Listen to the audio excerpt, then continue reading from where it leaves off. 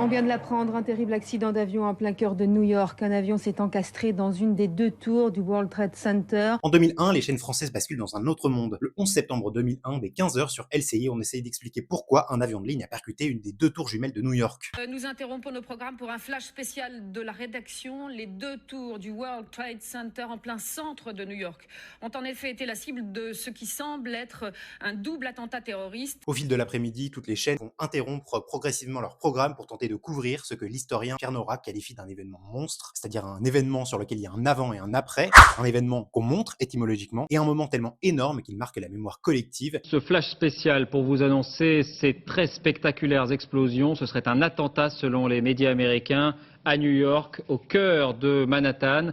Vous découvrez l'image. La télé, dans cet événement monstre, elle fait trois choses très simples qu'on retrouvera dans toute la formation en continu pour les 20 ans à venir. D'abord, elle montre en boucle, encore et encore, les tours, la fumée, les avions. C'est des images tellement fortes qu'elles ressemblent et elles sont comparées à l'antenne à celle d'un blockbuster américain. D'ailleurs, ce jour-là, quelques secondes de Star Wars passent par erreur sur TF1. L'info et la fiction se mélangent parce que le réel paraît irréel. Puis ensuite, elle explique, en tout cas elle essaye, parce que personne ne comprend encore. Alors les plateaux deviennent des lieux où on pose des questions, plus qu'on apporte des choses, on essaie d'apporter des experts. C'est le début d'un commentaire en continu pour raconter une actualité en mouvement. Et puis surtout, elle rassemble. Les présentateurs, ils parlent au public. On comprend ensemble, on apprend ensemble, on a peur ensemble. L'événement de ce mercredi 12 septembre, c'est bien sûr la Troisième Guerre mondiale qui a commencé hier à New York et Washington.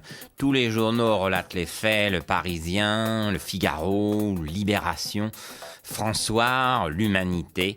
Mais c'est l'équipe qui résume le mieux l'événement avec ce titre, Allah 1, Jésus 0. Par contre, au match retour, ça risque d'être viril.